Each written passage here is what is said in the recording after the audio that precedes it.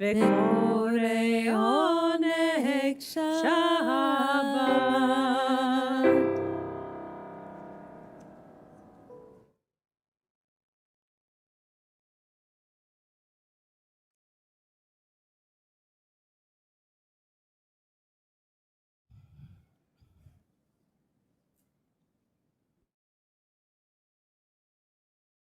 Last night, we spoke about this day as an opportunity to come home, an opportunity to return to our truest selves, who we are when we're not performing, when we're not hiding, we're not evading our own inner call.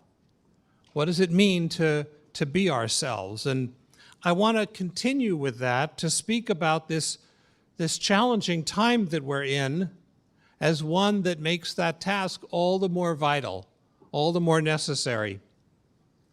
Yom Kippur offers a haven. It is literally a chance to step outside of the normal life, to be able to walk away from our daily concerns and to be able to be in a sheltered place where we finally have a chance for the noise to clear away, to think about who we want to be. Yom Kippur offers us a balcony, an opportunity to step above the fray, to be able to take a broad view, to look at the long distance and see where we are and where we yet need to go. And then, in the most Beverly Hills of ways, Yom Kippur is a spa for the soul. I assume I don't need to explain that concept. But to take advantage of the haven, the balcony, the spa, requires us to have a process to be able to face ourselves without fear, to be able to be truly honest with ourselves, to approach our world and our souls with curiosity and with honesty. We all of us face a fork in the road. The future that is coming our way has not yet been decided. The liturgy that we've prayed reminds us that we have a hand in deciding which future becomes real. And that is determined in part by the choices that we make today and every day. So I want to share with you one of my favorite passages in the Talmud.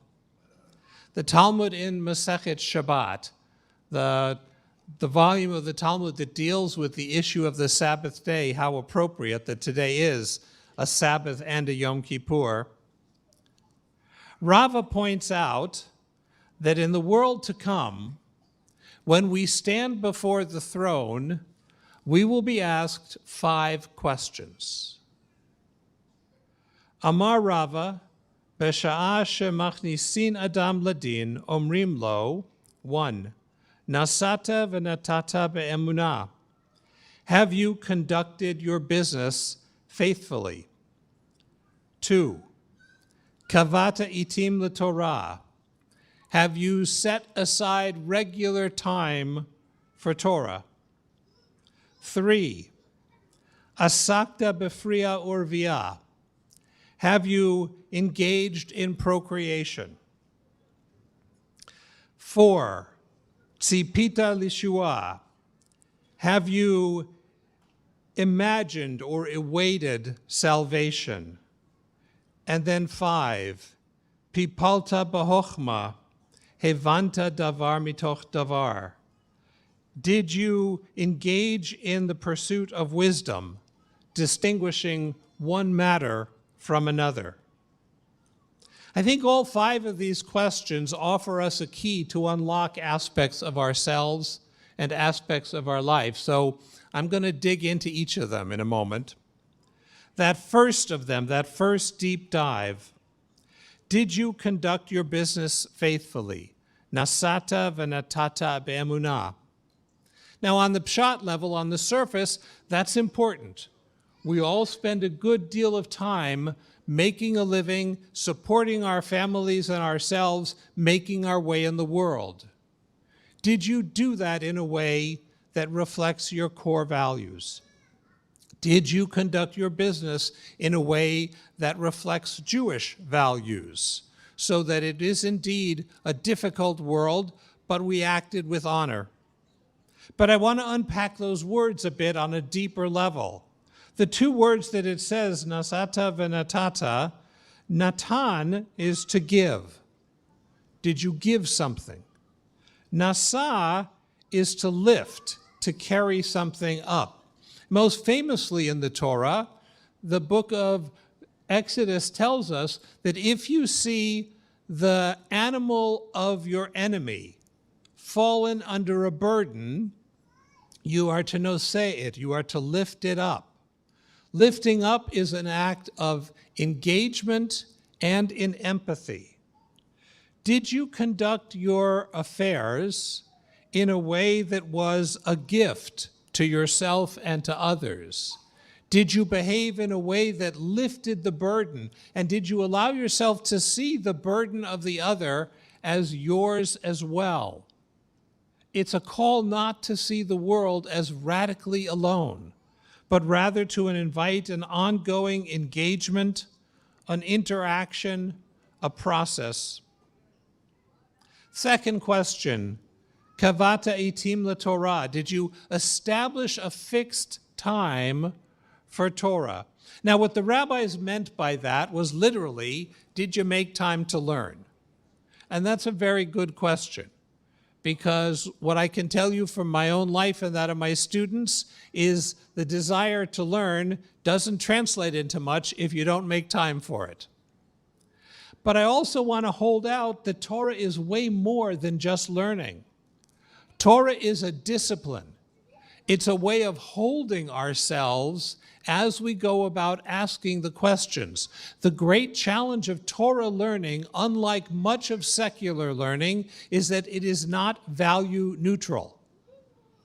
Torah learning is meant to enhance life. It's meant to build community. If your learning does not do those things, then even if what you're studying are the 5 books of Moses, well, that's a PhD in Near Eastern studies. That's not Torah. Torah builds life, builds community. Do you make time for that kind of learning? The learning that you need to be available to yourselves and to others. And then, of course, Torah is also doing. It is a life of living in the realm of the holy. And it is an act of constantly saving the world from falling into an abyss of self-absorption. My favorite is number 3. Did you engage in priya urvia? Those of you who are Hebrew experts know that pru urvu is something that the Jewish community encourages, and I'm happy to let you know it's a mitzvah. So those of you who are intending to have kids this year, that's a very good thing, and that means you get to check off question number 3. But it's more than that, of course. To live in a way oriented to priya urvia is to be oriented to the future. It's to say that the efforts we put out into the world are not simply to hold on to a receding past, but rather to build a kind of future that is worthy of us, that we are each of us committed to creating novelty in the world, so that at the end of our lives, at least a piece of the world is not the same as it was before we started our lives. Are you living in a way that is making something new, that is doing something unprecedented? Are you expressing yourself in a unique way, a life of fruitfulness, an attitude of possibility and of affirmation? Fourth, tzipita lishua. Do you wait for redemption? Now, the English makes it sound very passive, sitting around and waiting, but that's not the Hebrew. Tzofeh is a vision. Can you see the redemption that is not yet here? I have a teacher who taught me that there are things you see with your eyes open. You can look around the room and see the seats and the lights and us. That's with your eyes open. But the really important things in the world, you often have to close your eyes to be able to see. Can you see the loved ones who are no longer here? Can you see the loved ones who are on their way and not yet here? Can you see a world of peace and harmony and justice and joy? Do you envision the Yeshua, the salvation yet to come? And then, of course, to be able to have a vision requires, I think, to hold on to hope, a sense that that better tomorrow can come if we don't surrender, if we don't give in, if we wrestle it into reality. And finally, it is a shunning of cynicism. Cynicism is that hard acid that boils away everything worthy in life. The firm conviction that no good can possibly emerge, that everyone's motives are not only suspect, but tainted, evil. Cynicism robs us of any possibility of joy or goodness by just spreading a vicious kind of doubt in everything we do. But waiting for redemption is the rebuttal of cynicism. I hope despite the evidence. I continue to affirm that tomorrow will be better, and that act of resistance to cynicism is the only way to make that tomorrow happen. And then finally, the last, Pilpalta b'chokhmah. Do you engage in wisdom, distinguishing one matter from another? Now here I want to start by making a distinction between one matter and another. Cynicism is not the same as skepticism.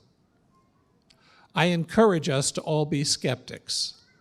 If someone says something that is unbelievable, don't believe it. If someone says something that's incredible, literally, make them prove it. Ask for the evidence. If someone promises you something, show me first, right? But skepticism is the opposite of cynicism. Cynicism is don't bother showing me the evidence, I already don't believe you.